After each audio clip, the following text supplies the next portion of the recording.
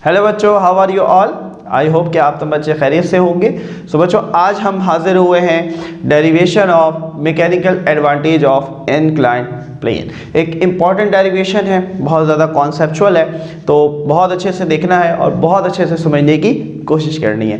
तो एक पैराग्राफ है, वो मैं आपके सामने वीडियो पे अटैच करवा दूंगा, तो आप उसको यकीनन वीडियो में देख सकते हैं। छोटा सा पैराग्राफ है, ये आपको डेरिवेशन से पहले लिखना है, उसके बाद ये डायग्राम ड्रॉ करनी है और उसके बाद आपने डेरिवेशन करनी है, जो कि अभी हम करने वाले हैं। तो आज हम mechanical advantage of inclined plane को डिटेल में डिस्कस करेंगे और इससे रिलेटेड, ताकि जो भी आगे चलकर हमारे पास न्यूमेरिकल्स आने वाले हैं तो उसका जो कॉन्सेप्ट है वो भी आज की इस वीडियो के अंदर छुपा हुआ है। तो आपने इस वीडियो को मुकम्मल देखना है और mechanical advantage of inclined plane को समझने की कोशिश करनी है। तो बच्चों, सबसे पहले वो पैराग्राफ आपको याद होना चाहिए, बहुत आसान सा पैराग्राफ है।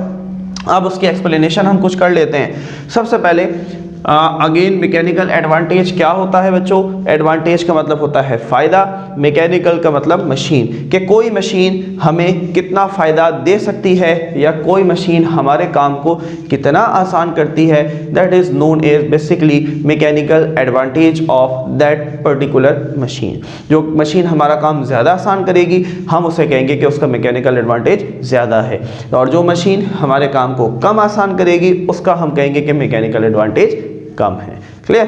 तो यहाँ पर हमारे पास एक इंक्लाइंड प्लेन है जो कि कुछ इस तरीके से रखा हुआ है।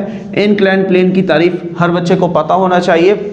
इंक्लाइंड प्लेन का मतलब होता है एक ऐसा हमारे पास सरफेस जिसका एक पॉइंट दूसरे पॉइंट से थोड़ा सा ऊपर हो। ये शर्त लाजमी है, क्योंकि अगर ये सीधा होगा तो ये लेवर बन जाएगा। तो इंक्लाइंड प्लेन की एक शर्त ज़रूर याद रखनी है आपने कि एक ये रिजिड बार होता है, लेकिन इसका एक सरफेस दूसरे के मुकाबले में ऊपर होना चाहिए। That is inclined plane. Clear. तो मैंने यहाँ पर ये इंक्लाइंड प्लेन प्लेस कर दिया और ये हमारी ज़मीन है जिसके साथ हमने इसको अटैच किया। अच्छा जी, अब इसके ऊपर हमने रख दिया कुछ लोड, कुछ वज़न, और हम जानते हैं कि लोड जो है यानी कि W जो है ये हमेशा ज़मीन की तरफ एक्ट करता है। लोड का मतलब वेट। वेट एक फोर्स है जो कि हमेशा जो है एक्ट करती है डाउनवर्ड ज़मीन की तरफ। ठीक है, ये बातें पुरानी हम पढ़ चुके हैं। अच्छा, अब इस डब्बे को मैं ऊपर लेके जाना चाहता हूँ तो मुझे इस पर लगानी पड़ेगी एफर्ट, और वो एफर्ट क्या होगी? P। एफर्ट को हम किससे ज़ाहिर करते हैं? P से ज़ाहिर करते हैं। अच्छा, अब यहाँ से लेकर यहाँ तक ये काफ़ी ऊंचाई है, तो इस ऊंचाई को हम कह देते हैं H, हाइट H, कि ये ऊंचाई है जहाँ पर हमें इस ऑब्जेक्ट को लेकर जाना है। इसके मुकाबले में ये उस ऊंचाई की लंबाई है, यहाँ से लेकर यहाँ तक ये लंबाई है जहाँ तक इसको हमने खींच कर लेके जाना है, यानी कि ये बेसिकली फासला है कि यहाँ से लेकर यहाँ तक इसको ऊपर लेकर जाना है, और ये हमारे पास इसकी ऊंचाई है। डायग्राम समझ में आ जाएगी तो बाकी काम बहुत आसान होने वाला है। यहाँ तक बात क्लियर हो गई। अब बात करते हैं हम सबसे पहले इनपुट की। What is input? कंप्यूटर वाला इनपुट ही समझ लो। इनपुट का मतलब ये होता है कि हम मशीन पर क्या काम कर रहे हैं। ठीक है, दैट इज इनपुट। और आउटपुट क्या होता है कि मशीन बदले में हमें क्या जवाब दे रही है। हम क्या करते हैं, कंप्यूटर में इनपुट करते हैं डेटा। ठीक है, आउटपुट क्या होता है? प्रिंटर हमें आउटपुट देता है कि ये लो प्रिंट, जो तुमने टाइप किया था वही चीज़ हमें मिल जाएगी। अच्छा टाइप किया था अच्छा प्रिंट मिलेगा, अच्छा टाइप नहीं किया था तो अच्छा प्रिंट नहीं मिलेगा। तो यहाँ पर भी बिल्कुल ऐसे ही होने वाला है। जितना ज़्यादा तुम मेहनत करोगे, जितना अच्छा इनपुट जोगे, उतना ही अच्छा क्या मिलेगा? आउटपुट मिलेगा। क्लियर हुई बात। तो इनपुट क्या होता है बच्चों? तो इनपुट जो है बेसिकली होती है एफर्ट ऑन द मशीन। आप मशीन पर कितनी मेहनत कर रहे हैं, कितना काम कर रहे हैं, दैट इज बेसिकली इनपुट। तो इनपुट को हम मजीद सिंप्लीफाई करते हैं तो हम मशीन पर क्या काम करेंगे बच्चों? तो मशीन पर हम सबसे पहला काम तो ये करेंगे, हमने ताकत लगाई इसको ऊपर लेके जाने के लिए, तो हमने क्या लगाया? एफर्ट लगाई। क्लियर। एफर्ट के बाद अब हमने दूसरा इनपुट, हमारे पास दूसरी चीज क्या होगी कि एफर्ट लगाई हमने इस फासले के ऊपर, कि कितना फासला हमने इस ताकत की मदद से खींचा, कितना फासला हमने इस ताकत की मदद से खींचा। सो हम इसे कहेंगे यहां पर डिस्टेंस थ्रू एफर्ट अप्लाइड वो फासला जिस पर एफर्ट लग रही है, और वो फासला क्या है बच्चों? L है। मुश्किल नहीं है, गौर से देखना है, समझना है, बहुत आसान सी कहानी है, समझ में आ जाएगी। तो इनपुट बराबर है, अब हम इसको सिंबल की शक्ल में लिख लेते हैं, एफर्ट को हम P बोलते हैं। इतनी लंबी कहानी की जगह हमने सिंपल क्या लिख देना है? L लिख देना है। डिस्टेंस थ्रू एफर्ट अप्लाइड, तो ये वो फासला था जिस पर हमने एफर्ट लगाई थी, तो ये L के बराबर था, तो इसकी जगह हम लेके आ गए L। सो इसको मान लेते हैं, दैट इज इक्वेशन नंबर 1। अब बात करते हैं आउटपुट की। आउटपुट क्या होता है? जो मशीन बदले में हमें देगी, तो मशीन बदले में हमें क्या देगी? तो मशीन सबसे पहले तो लोड है, लोड, और बदले में मशीन हमें क्या दे रही है? हमें ऊंचाई दे रही है कि हम इंक्लाइन प्लेन की मदद से ही तो इस ऊंचाई को तय कर पा रहे हैं। बात समझ में आ रही है?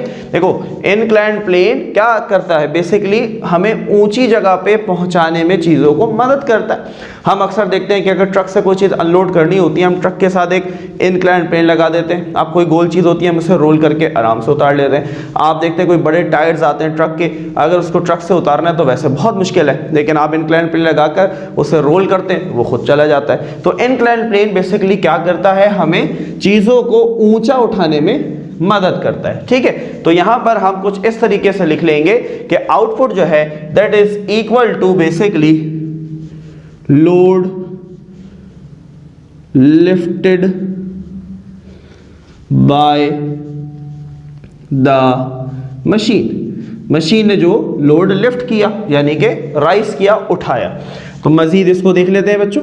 तो ये हो जाएगा आउटपुट बराबर है load lifted by the machine. तो लोड की जगह हमने यहाँ पर लिख दिया W, और लिफ्ट किया कितना ऊंचा उठाया? H, तो H, that is equation number 2। Clear होगी बात बच्चों?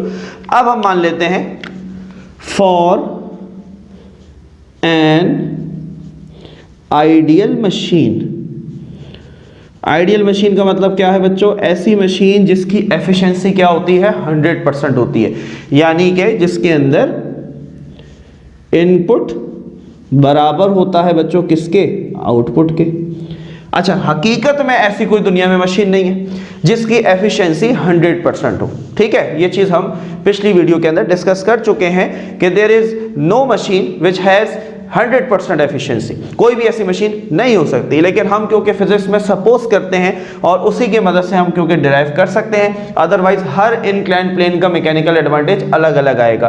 तो हम एक ऐसे इंक्लाइन प्लेन की बात करते हैं जो कि एक आइडियल होता है, यानी कि जितने इनपुट दिया जाएगा उतना ही वो हमें आउटपुट देगा, लेकिन हकीकत में ऐसी कोई मशीन नहीं होती। तो इनपुट बराबर है आउटपुट के फॉर एन आइडियल मशीन।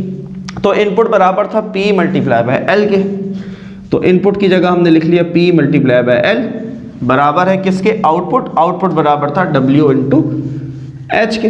बात समझ में आ रही है बच्चों? अगर तो वीडियो से आपको हेल्प हो रही है, इसको लाइक करो, कमेंट में हमें लाजमी बताया करो। व्हाट्सएप नंबर पर भी आप हमसे रब्ता कर सकते हैं, साथ ही साथ इस वीडियो को लाजमी दूसरों तक भी शेयर करना है। अच्छा जी, तो अब हमें फॉर्मूला बनाना है W/P, क्योंकि W/P मैकेनिकल एडवांटेज के बराबर होता है, तो P को वहाँ ले जाते हैं, H को यहाँ ले आते हैं, तो ये हो जाएगा L/H बराबर W/P। और हम जानते हैं मैकेनिकल एडवांटेज बराबर होता है W/P के, लोड अपॉन एफर्ट। तो इस W/P की जगह हमने लिख दिया मैकेनिकल एडवांटेज बराबर है किसके? L/H के। ये हमारे पास इंक्लाइन प्लेन का पहला फॉर्मूला आ गया। लेकिन यहाँ पर कहानी ख़त्म नहीं हुई, यहाँ पर एक एंगल बना रहा है इंक्लाइन प्लेन ज़मीन के साथ, जिसे हम क्या देते हैं? थीटा। और ये जो थीटा है that is the very important part of the derivation regarding inclined plane, और we can say basically the mechanical advantage of inclined plane। बहुत इंपॉर्टेंट है थीटा। कैसे?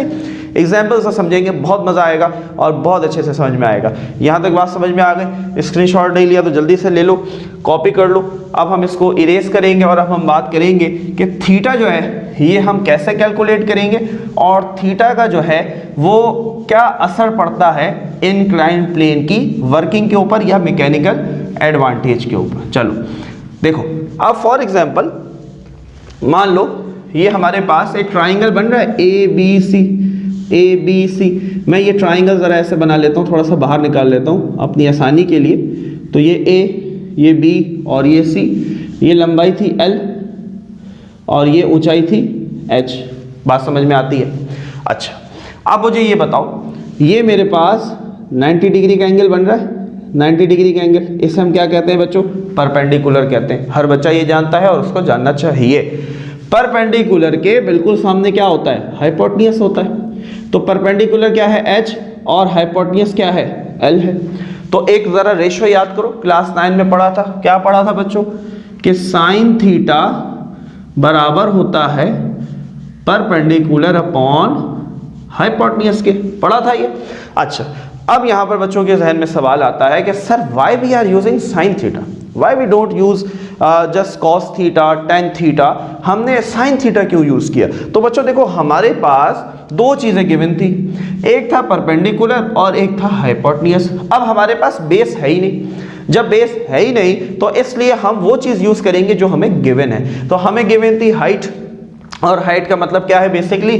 तो ये 90 डिग्री का एंगल बना रहा है, तो ये परपेंडिकुलर उन्होंने दिया हुआ है, और परपेंडिकुलर के सामने वाले साइड को हम क्या कहते हैं? हाइपोटेन्यूज कहते हैं, और वो हमें गिवन है l, जबकि ये जो बेस है ये हमें गिवन नहीं है। क्लियर हो गई बात? तो इस वजह से हमने साइन थीटा का यूज किया। अच्छा जी, आगे बढ़ते हैं। तो साइन थीटा बराबर परपेंडिकुलर क्या था हमारे पास? h था, और हाइपोटेन्यूज क्या था बच्चों? l था। ठीक है, यहां तक बात समझ में आई? देखो, साइन थीटा के नीचे कुछ नहीं है तो 1 है। मुझे बेसिकली क्या चाहिए? L अपॉन h चाहिए। क्या चाहिए? L अपॉन h, लेकिन मेरे पास आ क्या रहा है? h upon l। तो दोनों को पलट दो, जब इसको पलटोगे तो उसको भी पलटना पड़ेगा, तो ये हो जाएगा 1 अपॉन साइन थीटा बराबर है किसके? L अपॉन h के। और L अपॉन h किसके बराबर है? मैकेनिकल एडवांटेज के। तो मैं यूं लिख सकता हूं कि मैकेनिकल एडवांटेज इसकी जगह बराबर है 1 अपॉन साइन थीटा के। बिल्कुल लिख सकता हूं सर। क्यों लिख सकता हूं? क्योंकि L अपॉन h किसके बराबर है? मैकेनिकल एडवांटेज के। तो मैंने L अपॉन h की जगह क्या लिख दिया? मैकेनिकल एडवांटेज बराबर है 1 अपॉन साइन थीटा के। क्लियर हो गई बात? तो ये तो हो गई बात डेरिवेशन की। अब ये समझना है, थोड़ा सा चीज रह गई है, that is the importance of theta. देखो, हमेशा याद रखो बच्चों, जब भी कोई चीज डिनोमिनेटर में आ रही होती है तो मोस्टली फिजिक्स के अंदर वो चीज इनवर्सली प्रोपोर्शनल होती है। कैसे? चलो अभी समझ में आती है बात। फॉर एग्जाम्पल मेरे पास ऊंचाई है, जरा गौर से समझना है।